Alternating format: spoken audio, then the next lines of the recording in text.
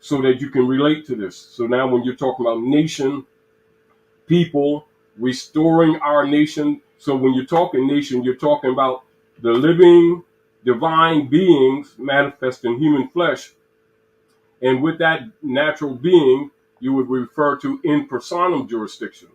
When you're talking about the subject matter of any operations of structure of institutions that are put in place to structural formulate, to maintain, sustain, and support the structure of nation, now you're talking about subject matter jurisdiction.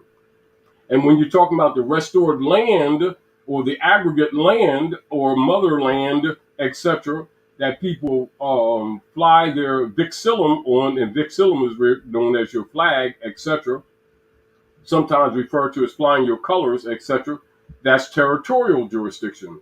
All of those things must be in place, and all of those things must be taken into consideration, and an honorable approach of the people of recognizing their estate and their bloodline to have a spiritual connection to it, because people won't defend that which they don't feel is theirs, etc. And these things have been removed from our people. So let's talk about estate. Estate is the interest which anyone has in lands or in any other subject of property.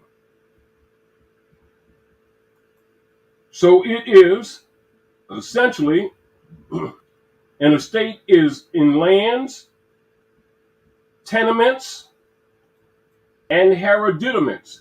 Write down hereditaments. Signifies such interest as the tenant has therein. It is the condition or the circumstances in which the owner stands with regard to his or her property.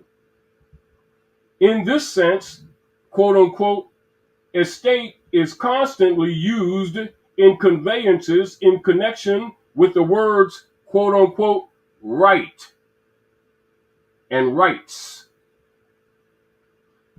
quote unquote, title, quote unquote, interest. Keep all this in mind, and is in a general or great degree synonymous with all of them. So estate relates to rights, titles, interest, etc., land, hereditaments, tenements, etc.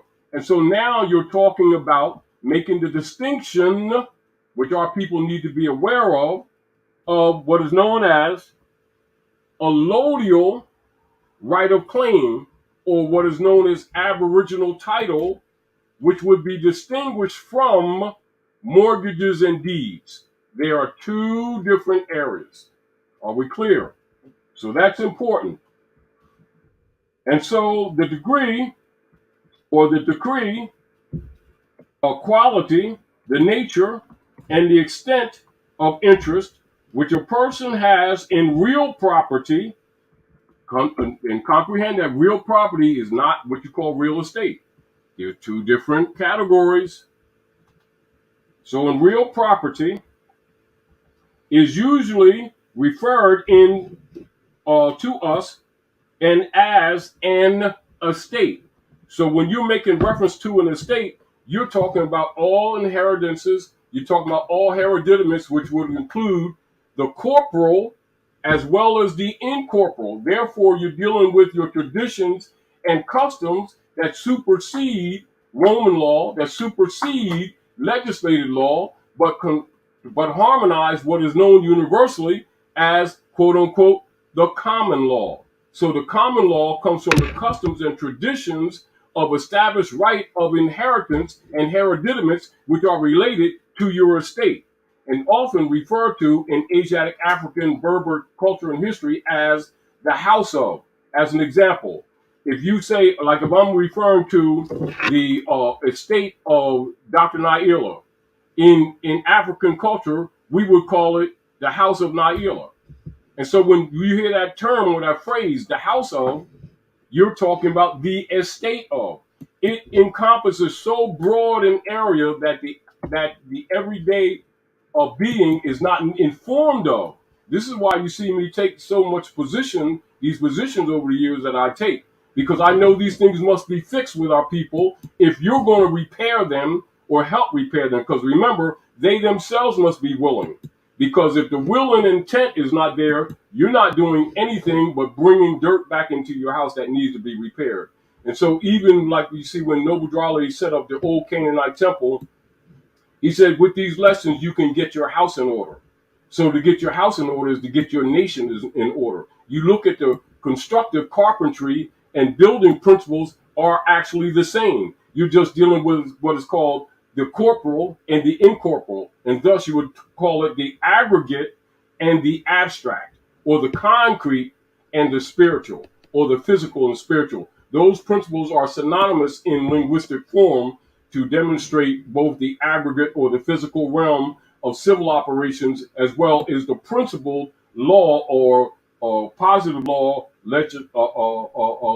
and legacy operations that support, i.e. the moral, or what you call moral, ethical, spiritual maintenance of that. And that's where morals and ethics come in. And also usually presented under what you would call religious or operations or philosophical operations.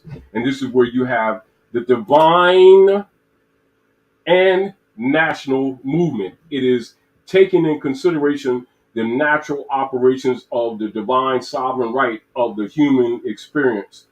That's fact. And so when you study what Noble Drawley did, all of these things were actually taken in consideration.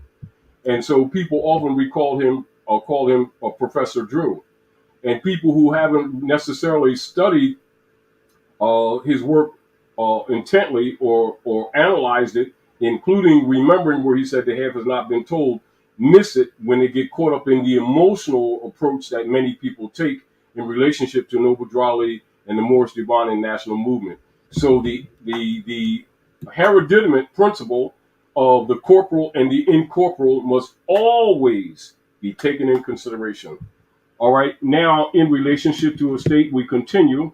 In another sense, estate designates the property, real or personal, in which one has a right or interest, the subject matter of ownership, the corpus of property. Thus, we speak of a valuable estate, all my estate, quote unquote, separate estate, quote unquote, trust estate, quote unquote, etc.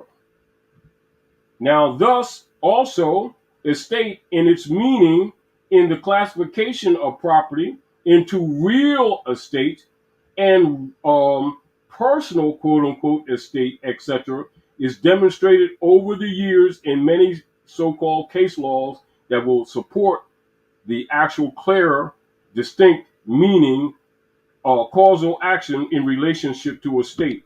And so the word estate is a word of great extension and comprehends every species of property, real and personal. Estate describes both the corpus and the extent of interest, etc., all together. And so that is important. So when estate is used in some connections, it signifies everything of which riches or fortune may consist, etc. And it goes on, but that should give you a rough basic comprehension of estate. And so in that nature of estate, as we've always told people, always relate it to your status. And so we're going to go to status to show you its relationship to your estate. Because often it is not necessarily taken in consideration until someone points it out to you. And this is why I've always taken the position of doing the work. I don't need a title. We need to do the work. Everything will fix itself. In other words, if you fix the house, the wind will stop coming in. So will the culprits. Get your house in order. Status is the standing, the state, or the condition. Status is the legal relation of the individual to the rest of the community. Status involves the rights, the duties, the capacities, and the incapacities which determine a person to a given class. Status is a legal, personal relationship, not temporary in its nature, nor terminable at the mere will of the parties, with which third persons and the state are concerned. And while the term status implies relation, it is not a mere relation. Why? Because status also means estate. Status means estate because it signifies the condition. It signifies the circumstances in which one stands with regard to his or her property, etc. That is very, very clear. Status and estate are related. And so when you come into the status, this is where identity of pedigree is very important, commonly known on the planet as nativity or nationality, which ties you to a descended estate of people related to an aggregate part of Midgard or Earth, etc. That's the aggregate soil. And now you have what is known as aggregate or territorial jurisdiction matters, which comes into place. And this is where the titles play part in, where the sultans or the emirs, etc., or the empresses have jurisdictional authority over an identified territorial jurisdiction with identified officers applied or assigned by the sovereign right of the people, clearly known and publicly known, to deal with jurisdictional powers that are clearly written, clearly known, not hidden, not veiled, not vague, in relationship to any other counterclaim that may be made by any other feudal lords or others, etc., making claim of heirship on lands or estates or hereditaments that have no right vested in them, i.e., which is a knowledge that counters colonial operations of claim, which is what we're suffering from right now. This is back where the work needs to be done. So keep that in mind.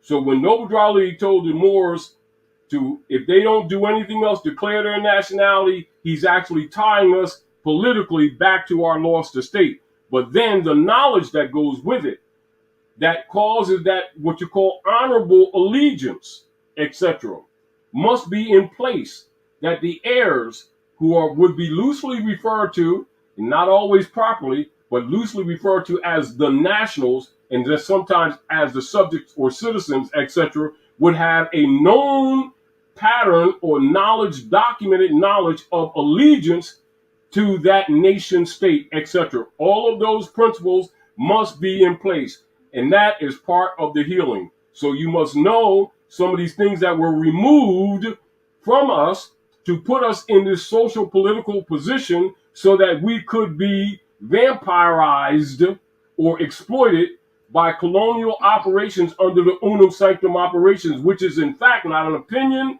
That's what's been going on. That's the mission of the reparations, etc., under the establishment of the Moorish Divine and National Movement to refer to or to imply the obligations that already exist before you were born to be enforced. And we don't need to reinvent the wheel. We need to activate the law supreme of the aggregate land that was already in place but has been breached, trespassed against, and ignored. And people are ignoring it because people keep wanting to be they want 5 feathers in their fez. And so I'm the new emir of the territory type thing. Well, it's fine if that's what you need. But I say, if this other work is not being done before the title is taken, or even while it's taken, in council with the people, with publications to support it, etc., where going to continue to have these problems. So I'm not condemning, I'm supporting. But I'm also saying I'm also pragmatic, realistic, and I'm saying the reparation and the healing of our nation has no place for ego, has no place for the desiring of a title, has every place for workers. And I'm a fisherman and a carpenter and a builder, and I use those principles in my everyday affairs. Aaliyah Bay asked me to ask if you know what the blue kachina is surrounding the sun. Bettina? Kachina, the blue kachina. I believe that has to do with the Hopi. Oh, or what we call the energy, or you would, They were talking about that as a symbol, I believe, of or what we sign of sometimes something. refer to as the nimbus, or we call No, it the blue kachina. There's like a return of when that appears. It's supposed to signal. Oh yes, well again, that's the energy that we also call, some people call it the return of the white buffalo type thing, and we're actually talking about the coming of the new age or the evolution, because humanity is actually going through an evolutionary stage, and some people will call it the Christ degree, or where the activation of the pineal gland. Some will call it the Kundalini. Some will call it the Nirvana. But essentially, some will call the new era of time or the age of Aquarius, etc. All of those references actually the activation of the pineal gland or the Christ degree or the Christ degree. And the fact of the matter is, like all other living operations on the planet, the sun has that effect on also the evolution of man. This is again why over the years we mentioned, particularly in most recent times, people need to recognize that after, as the firmament of Midgard has gone through the Futon belt, you notice that the sun is whiter, less yellow, more white. And so that means you have less constriction of the debris that has made up the Futon belt. And so you have actually different energy. But even with that, not unlike the seeds of plant life, etc., there's an activation in the evolution of man spurred by the energies of the planets, etc. And this is where you get Cosmo, or what you call the crescent and the star symbolism, which is also symbolizing the sun, the moon, the stars, and the effect of them, their energies on the planet. And so when you look at that nimbus, or what you call that halo around the sun, and the changes that take place, you would talk about the era of time, or the arriving of humankind on another evolutionary scale. And this is also why it is comprehended that while we're doing a lot of analysis of what you would call moral and ethical construction of government, it is for the exercising of the mind, but we also recognize is so that we'll release some of these things from the old Piscean era that we have adopted, knowing that while we're studying them to comprehend what got us to where we are, a lot of those things we will not be doing in the future. In other words, we're evolving, to keep it simple. Here's a question, one other question from Abdul Bay TV. Wants to know if it's true that many politicians are locked up in Gitmo by Mr. T. Well, as we've told people in these last few years, and particularly in these last 4 years, when we reminded people, and some people have taken it wrong, that Donald J. Trump is assigned. And one of the things that people need to know when they're talking about, as an example, the Abraham Lincoln administration, when the members of the Circle Church and Chancery of the Bar Association infiltrated the Congress for the Republic with the intention of overthrowing, which is one of which the assassination of Abraham Lincoln was part of that covert activity, etc., and converted, overthrew the Republic, thus their obligation to treaties and Constitution to enforce the Inquisition operations. And people will just cover it up with the statement saying that they changed the republic to a corporation. No, that's a lie. They had no authority to do that. The deal of it is the republic still stood. It's just that the people who are the republic were being attacked, and many of us lost knowledge that all this foundation of this estate operations here, that we are the rightful heirs.